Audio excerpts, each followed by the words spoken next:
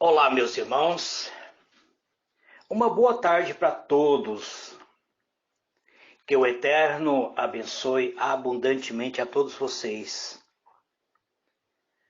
Que Deus abençoe a todos os irmãos que fazem parte do grupo Filhos de Deus Soberano.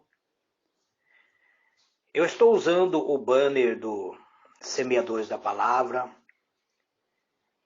É um grupo antigo da qual eu faço parte. Eu já fui líder principal deste grupo.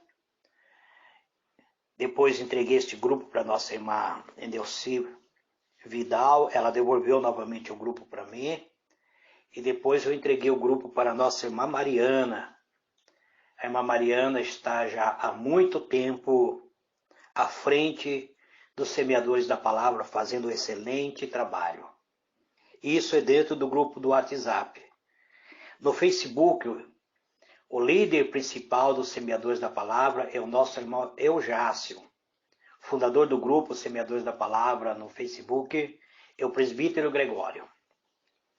Muito bem, amados. A Bíblia, livro de Mateus.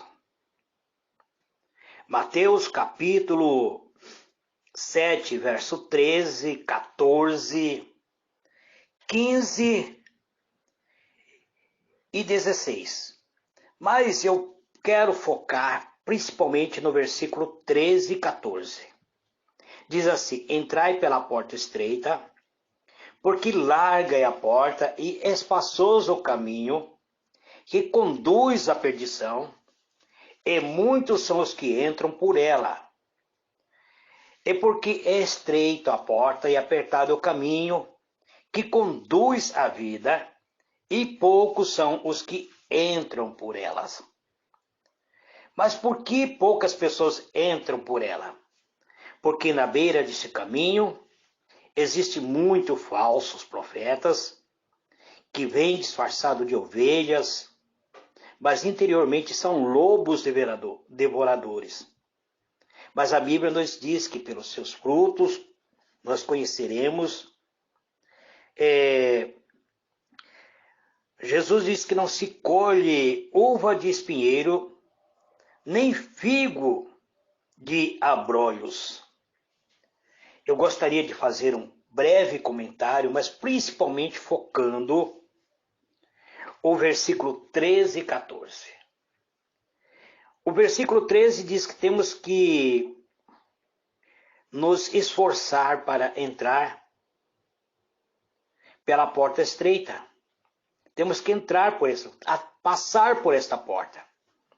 Não há outro meio de chegarmos ao caminho da vida, a não ser trilhar o caminho da vida e entrar pela porta estreita. Entrando pela porta estreita, nós vamos encontrar o caminho que nos conduz até a presença de Deus. A porta, ela é estreita e o caminho, ele é apertado. Mas o caminho, a porta larga, ela é espaçosa. E o caminho largo, ele conduz para uma morte, para a perdição. Mas a porta estreita, a porta apertada, ela conduz à vida. E esse caminho poucas pessoas têm encontrado. O que isso significa? Que o reino de Deus, ele é o contrário ao reino deste mundo. Os valores do reino dos céus não são igual aos valores deste mundo. As ações e reações também são diferentes da deste mundo. O ser humano, quando ele passa pela porta estreita, ele inicia uma jornada rumo ao reino de Deus. E ele precisa ter consciência de que nessa nova jornada, para entrar nesse novo mundo, há regras pré-estabelecidas pelas quais não se pode entrar de qualquer maneira. a pessoa que se candidata a entrar no reino dos céus, no reino de Deus, ele precisa ser um novo cidadão. Ele precisa ser uma nova criatura. Ele precisa assumir a sua cidadania no reino de Cristo. Ele precisa se submeter à disciplina desse reino. Se ele não fizer isso, amado, ele está fora.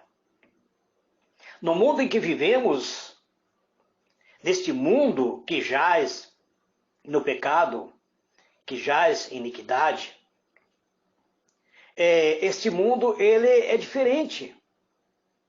Porque neste mundo só vence quem trapaceia, aquele que procura alcançar seu objetivo de qualquer maneira, ainda que tenha que prejudicar outra pessoa.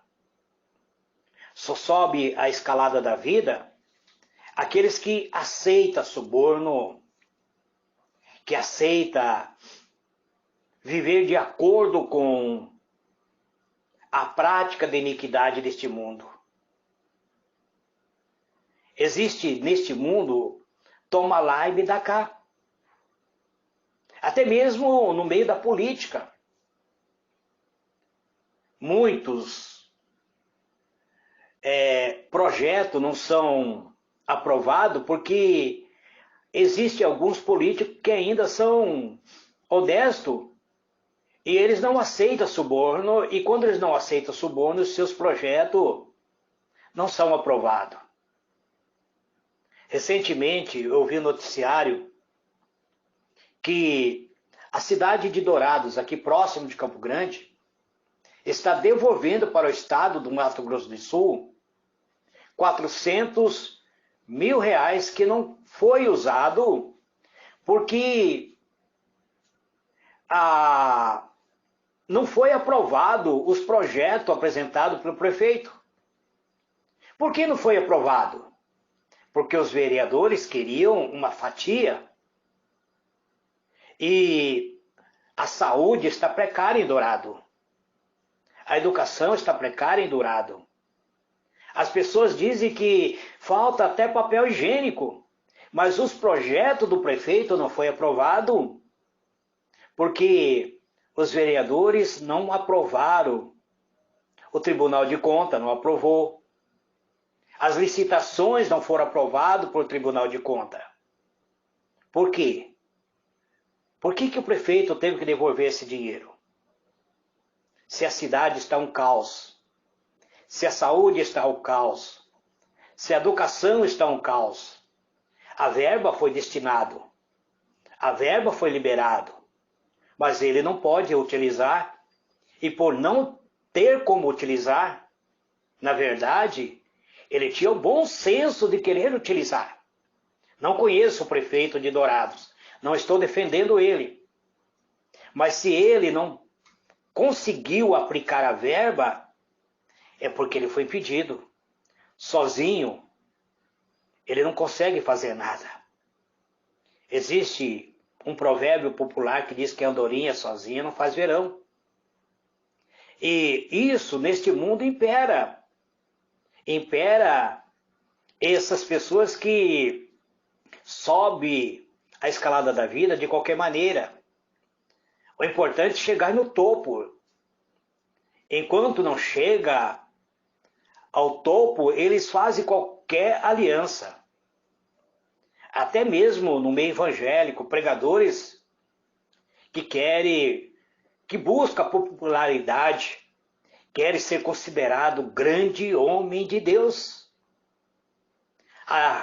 Recentemente, um determinado pastor entrou no meu privado e disse: presbítero Gregório, tu és um grande homem de Deus. Eu disse: está repreendido. Grande é só Deus. Eu sou servo. Eu sou filho de Deus, mas sou servo. Estou ligado em Cristo. Sem Cristo eu não sou nada. Então, precisamos ver que aquele que vale, que tem um valor grande aqui na terra, não vale nada diante de Deus. Mas o Senhor Jesus ensinou que tudo é diferente no seu reino. Por exemplo, ele disse: muitos primeiros serão os últimos, e os últimos serão primeiro. Está no livro de Mateus, capítulo 19, verso 30. Aí ele diz: o maior dentre vocês será vosso servo. Veja bem, amados. Então não queira ser maior que ninguém. Quem a si mesmo se exalta será humilhado. E quem a si mesmo se humilhar será exaltado. Palavra de Jesus. Mateus 23, verso 11 e 12. Ele deixa bem claro isso, amados. Por esse aspecto, já podemos sentir a grande diferença entre o reino de Deus e o reino do mundo. O mundo ele jaz em iniquidade. Vamos procurar imaginar, amado, se no plano material verificamos diferença dramática entre os dois reinos, como não será no reino espiritual? É aí que entra o perdão, que nasce pela força do amor. E o culpado renuncia o seu próprio ego em determinado momento da vida. Ele percebe que precisa renunciar, que senão ele vai se tornar um réu na presença de Deus. Que ele precisa renunciar seu próprio ego, se revestir de humildade. É evidente, amados, que a base do reino de Deus é amor. É o amor que supera tudo neste mundo. Porém, sem que haja esse amor sincero, não haverá perdão. O amor, ele é personificado como sendo a própria presença de Deus. Consequentemente, o reino de Deus é feito de amor. Precisamos descer para subir. Precisamos descer ao nível de servo para nos tornarmos amigo de Deus e, consequentemente, sermos empossados como filho de Deus. O perdão, ele é imperativo para todos os que desejam entrar pela porta estreita. Todos aqueles que desejam seguir o passo do Senhor, andar no caminho da vida, precisa possuir o caráter de Cristo. Não há outra alternativa. Não há outro caminho. Não há como dar um jeitinho. Somente entrando pela porta estreita e depois prosseguir passo a passo, pedindo para Deus nos lapidar, arrancar da nossa vida aquilo que nos impede de sermos humildes, de sermos capacitados para este reino. Pedir para que Deus arranque o orgulho, arranque a vaidade, arranque a carnalidade, arranque o desejo de grandeza, que nós possamos descer para depois subir. Não há como subir sem descer. Somente sobe aqueles que se humilham. Os que se exaltam serão humilhados. Mas aquele que se humilha será exaltado.